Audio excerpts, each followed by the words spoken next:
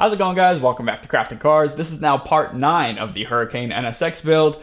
We are currently waiting on a ton of parts for that car this week, so I figured while we're waiting for parts, why don't we make some parts with our new 3D printer? So the project for today is to create a custom battery tray that allows us to mount this Duracell AGM battery as low as we can get it in the trunk of this NSX. Now, these days, a lot of people would see a surface like this and say, all right, let's use a 3D scanner to adapt that to a flat surface. Well, we do not have a 3D scanner with us today, so we're going to be using the original 3D scanner, which is a tape measure, protractor, caliper, and one of these fancy form tracers. So I want a flat portion for this battery to sit on, so let's start with just a basic measurement of the footprint of this battery. Looks like it's about 8.75 by 6.75. Simple enough. And obviously we can't just have the battery sitting on a flat plane. We need to build some walls around it just to kind of comfort the battery, kind of hold it in place, make it feel comfortable. So let's go ahead and make those walls, let's say, an inch tall. And as far as the thickness of the walls and the little floor that the battery is going to sit on, let's go ahead and make those a 1/4 inch. Now, you guys have probably seen most manufacturers use threaded rods connecting to the base of the battery tray, and then they have a hole down up top. So we got to make a place to mount those threaded rods since I'm going to be doing pretty much the same design. So we'll split this thing hamburger style, and I'll do little blocks on each side and make them 1 inch by 1 inch by 1 1/4 inch tall. And then we got to drill a hole right in the center of them to mount our threaded rod. Go ahead and make these 0.39 inches, and we'll mount both of those on either side. So now we have to design a way to mount this thing to our strangely contoured floor. Now, to make my life a little easier, I made this template that's the exact size of the floor of our tray. So in between these blue lines is flat, which is a really good spot to do our mounting holes. So I'll probably use M6 riv nuts here. So I think right here is pretty much the sweet spot. So that means around 1 inch down from the top, we have a curve, and around 1, 2, 3, 4, 5, 6 inches down from the top, we've got another curve. Now to center it up, we'll probably be sprawling the battery right over these 3 humps here, so it's gonna end up being right about there. One thing to note is even though this area is flat, it is not level. It's still got a downward slope of about 1.2 degrees. When I go ahead and use my form tracer here, I'll make sure that this black bar that holds all these orange pieces is sitting perfectly level.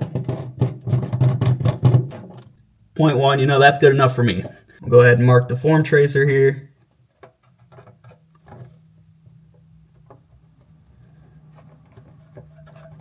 And using this guide here will help me with the mounting holes as well. I'll find out exactly, pinpoint where I need to put each of these holes, just kind of like we're playing Battleship. I'll also trace the spore mount on our template here, and that'll let us know exactly where our first curve kind of starts and our second curve starts. We know this flat part was at a negative 1.2 degree slope.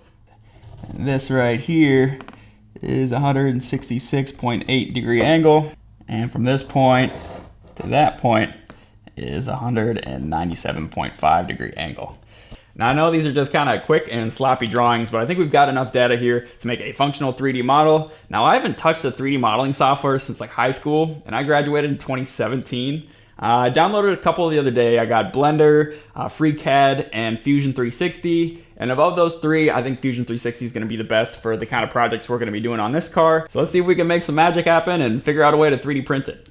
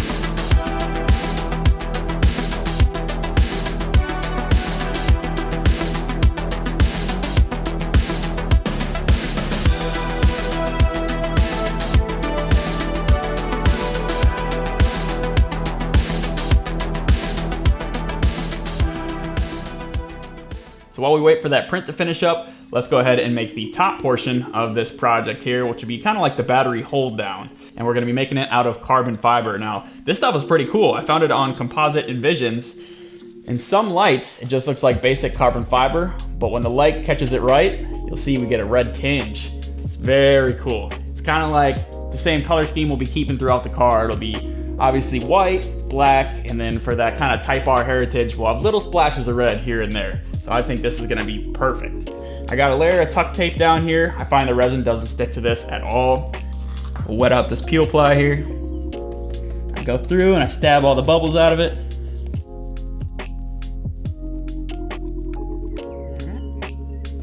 And it's the same thing every layer. Just lay it down, stab at it with the resin, make sure there's no air bubbles, and go ahead and put on the next layer. Yeah, as I roll it, you can see the resin coming up from the bottom layer and impregnating this top layer. Nice tool to have, but you gotta be careful because if you go too crazy with it, you'll mess up your weave. And I got a lot of time and money invested in my weave. I don't know if I'll leave that part in. Now to make sure we get all the excess resin out, so we have a really nice weave to resin ratio, I'm gonna put another layer of peel ply on the top. And then I'm gonna take this squeegee here and just work out all the excess. You can't forget what we use carbon fiber for, which is strength and weight reduction. Having a bunch of excess resin inside of your part is not exactly what I call weight reduction.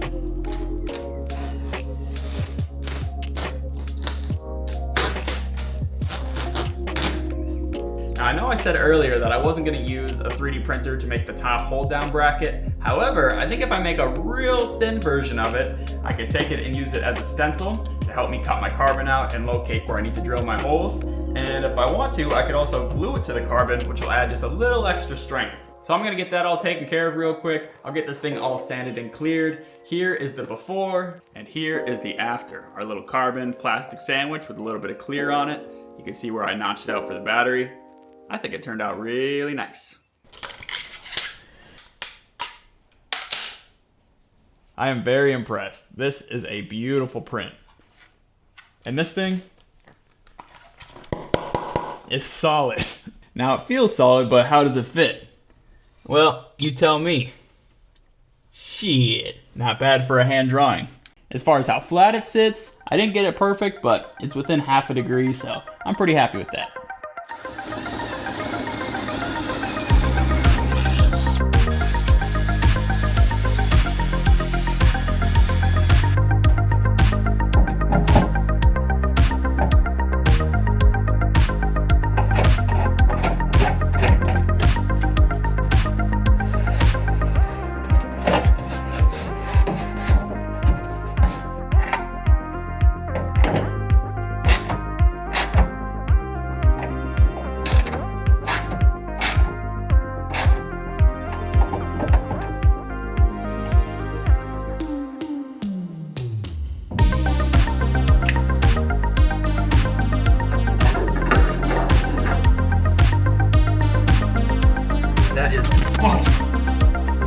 That is solid. It shook the whole car. Like I was saying, this thing is super solid. I think for our first 3D printed part, this thing turned out awesome.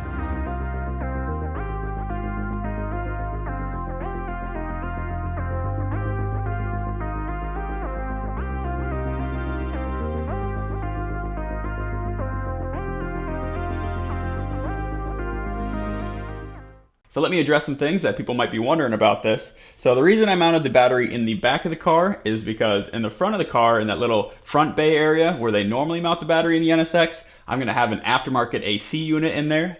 Another thing is this is PTEG plastic, but this is the Bamboo Lab PTEG HF. So it prints a little bit faster and it's a little bit more UV resistant and heat resistant than regular PETG and miles ahead of PLA. And the best part about this is, say I want to make duplicates in the future, or the customer wants to do a little bit stronger one, I have the 3D file, so now I just got to print it out of ABS. Or really, there's so many other filaments out there, like they got carbon fiber filaments, they got some that are almost as strong as metal or have metal-like properties. Some people also might be thinking, all right, 3D printing, Afton, this stuff has been around forever, this is so 2000 and late, why are you getting so excited about it? Well, I think this is probably the best time to get into 3D printers. Back in like 2019, me and Gideon bought a 3D printer, and I mean, at the time, they were good for just kind of tooling around. You had to spend so much time like tweaking your 3D printer just to get like a decent print, and you just like print a little fidget toy you give to your nephew. This is now a tool, so I'm going to be using it mainly as a fabrication tool. Yes, I'll be making some parts, but I'll probably be making more molds for carbon fiber parts, so stay tuned for that. I just figured today was a pretty good opportunity to kind of demo how to use a 3D printer, how to basically draft up something without using a 3D scanner, and show just how satisfying it is to make your own custom one-off project. Say I want to get a part out of billet aluminum, but I'm not quite sure if it's going to fit right. Well, I could make it out of some cheap PLA plastic, test the fitment, make my tweaks in 3D modeling software, and if everything looks good, then I can hit up someone like my buddy from Winterhart Manufacturing to make me a custom CNC part. That guy's pretty cool. I had him over here the other day. He dropped off an all aluminum radiator for the Acura Legends. So yeah, check out winterhartmanufacturing.com. But anyway, if you have any suggestions in the comments or any questions or anything, please let me know. If you liked the video, don't forget to hit a like. I am still very new to 3D printing and 3D modeling, so I'm open to any suggestions or any pro tips or anything like that. So thank you guys once again for tuning into our Tuesday uploads. I think in the next episode, I'm gonna keep working on the rear end of the vehicle, maybe start with a custom carbon trunk liner, and I'll have the new connectors for the taillight harness that we've been making. I got new taillight gaskets, so yeah, I wanna kind of finish up the rear end of the vehicle so we can move on down to the front. I'll see you then, bye-bye.